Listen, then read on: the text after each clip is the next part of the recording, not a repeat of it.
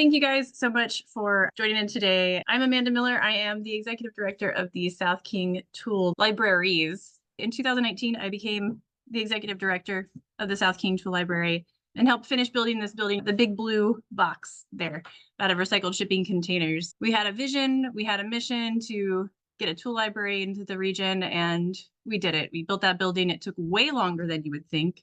Now, we say tool libraries, but what we mean by that also is we lend a lot of different things. Tools are everything from chainsaws to sewing machines, dehydrators, paper making kits, crickets, lawnmowers, all that good stuff. We do talk a lot about, well, tools. We're really a library of things. I've been asked what scale is for tool libraries and programs, and my focus has always been community at the center. It was difficult to say who should run a tool library other than the people that it will serve. I'm framing this conversation for folks that are starting out from wherever they are, whenever they are, but have not started a tool library. Just a couple background context, but today we'll be talking about engaging your community and the community at large. What we're talking about here today too, with the who, what, when, where, why, and how, but in general, what I struggle with if I'm considering a question or a problem, what order am I going to do these in? But I like to think of it like this. There's a lot of why involved in every aspect of how and who and when and all these different components of the decisions that you're going to make along the way. So I've reorganized them for today's meanings. Why first, what, when, where, who, how, and you're going to eventually get to the how with the information that you get along the way. And the most important piece that we are going to talk about right now is the why. Not sure if you all are familiar with the principles of Ikigai. The principles that come along with Ikigai, of course, are something that we can all relate to. We want to do what we love. We want to, you're here. So I assume you probably want to help the world and you have skills. You're good at things, whether you see it or not, and have a full inventory of what those are. And inevitably, we have to be paid. We have to live in this society. Now, that does not necessarily mean money because life is weird and your capital, your time capital, your investment in yourself, your social capital, all these things are cumulative, and that is a form of payment. The way that we create the framework of what we're doing, I want you to ask yourself why. Why are you here today? Why are you doing what you want to do? Why are you setting out, or why do you run a tool library? But I put some suggestions down. Environmental. I've talked to tool libraries around the world, and the environmental awareness, community awareness, cost, community resilience, my future humans, your future humans, all these things can be a big why. And you don't have to necessarily have it all hammered out. Just the first thing that comes to mind or what your strongest desire is. Because if you don't know your why, then you can run around for quite a while in making decisions. It helps to clarify your decisions, helps to give you priorities in the things that you're making. So your why might change. Your why might be something that you discover along the journey too. There's no right answer. There's no wrong answer.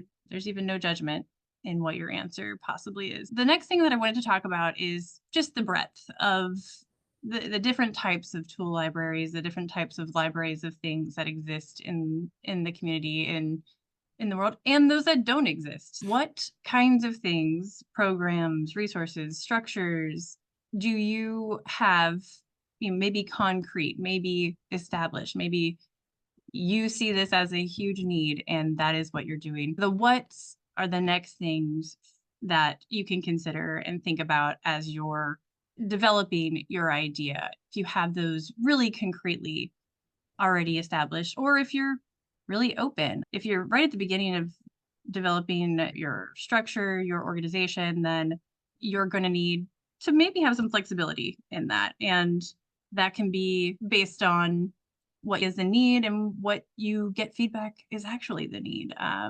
We don't want to do the thing where we're implanting something that we think is the best thing, but we don't have the insight to get to know what might be better. Is another sort of easy lift here. When will you have time? You're here right now. Do you have to do everything? Probably not. Hopefully not. When are you going to start? Do you have a time frame in mind? Do you have parameters already established for yourself? The smaller the box you start out with, then the more finite you have. The larger the box, the more maybe questions and problems you might run into because it's too much, too fast. It's a really interesting conversation I had one time about mission creep. And I've had several conversations since then about that. And I think it's a really fascinating concept to question and poke at myself when I'm starting new endeavors or when I have conversations about my time or the things that are important to me. Thinking and taking inventory. This is the pre-work to what we're really getting after here. And then the where. Physical space. Where are finding your boundaries? Where are you physically? The people that you have, complementary programs. What is around you? Who are the people you want to connect with? Where are they? Since we're focusing on where, but where are those people? Are there universities? Are there like-minded groups around you? And where does it make sense to begin? There's working in supply chain logistics for me was very insightful. There's the never-ending puzzle pieces that we could put together for this structure of where do things come from and where their flexibility is. Can you tell me where the pen that you're writing with, the origin, where you got it? But then where did that come from? And then how did that get to you? How does that translate into your goals, your mission and vision? So where is pretty important, even in environmental work, besides the fact that you are physically maybe in a space and confined by borders of sorts. But what are the parameters you're setting for a where too? It's very simple principles of the W's to visit for helping you to make decisions. The biggest other W, I think, when it comes to making decisions and starting and engaging folks is the who. And that's really the nexus of this session, right?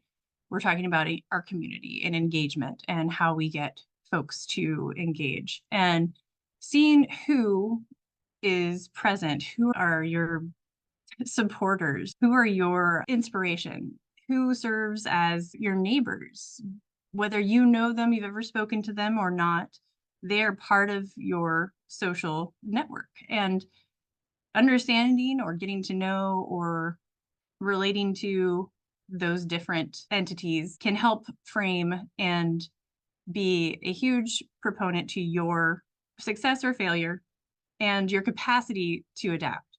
Knowing the partners in your community, knowing the leadership, knowing how you are going to talk to folks that maybe don't agree with you on every level of politics or purpose or mission and vision, understanding that the who people bring everything that they have ever done with them when they come to you and they're talking to you on any given day.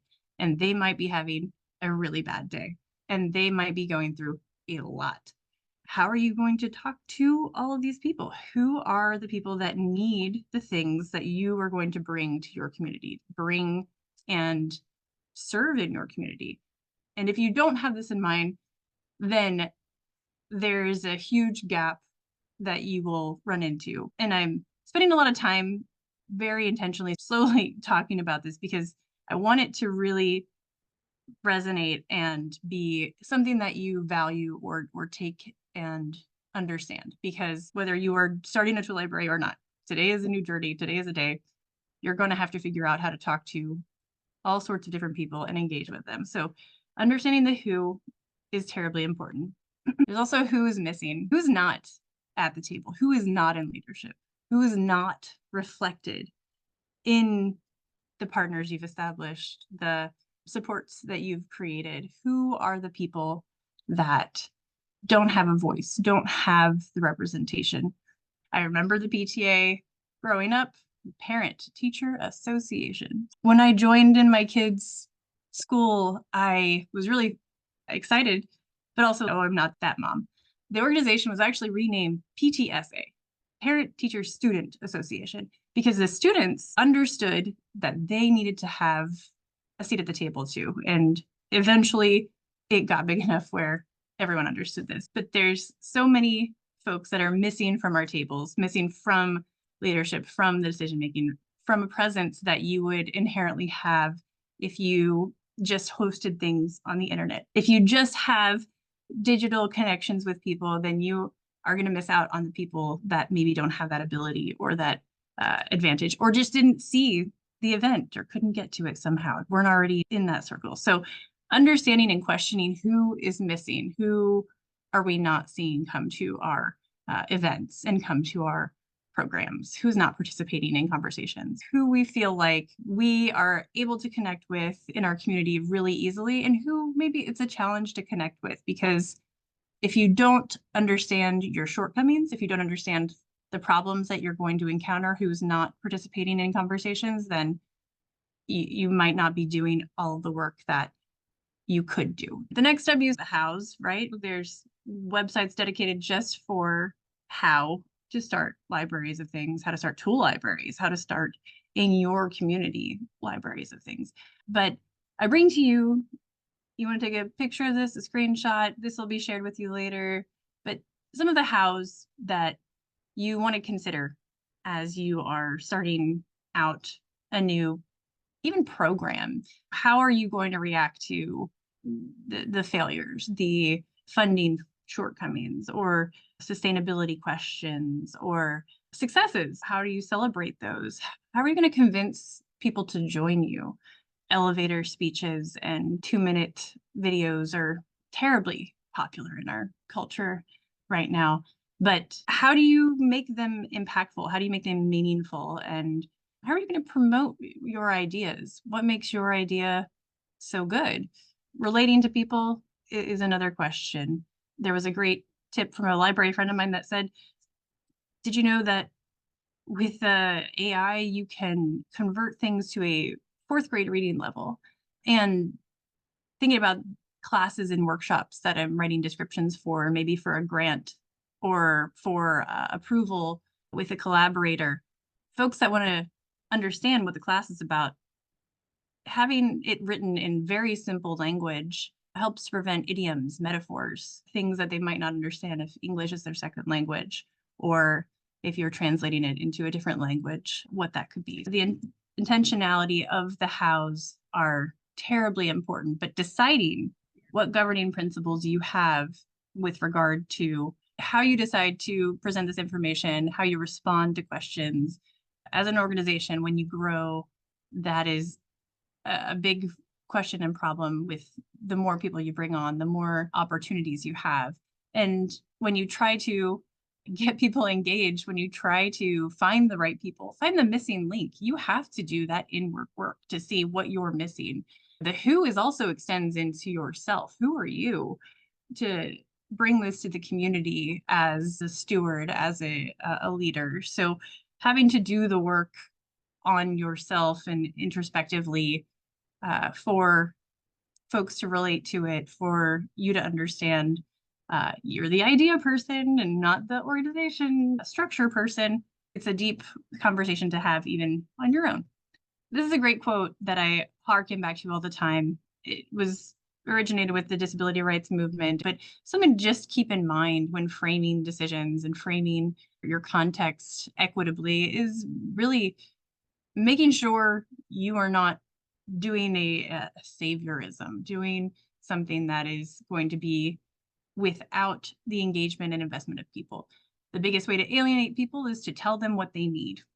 I can tell you that from having children again. They will tell you what they want, and if you tell them what they need, they completely disagree. But on an adult level, it is one of the biggest missteps that we make generational. As a white, maybe neurodivergent person, I have to question myself constantly to make sure that I'm doing the right thing with people and not for them, especially in the work.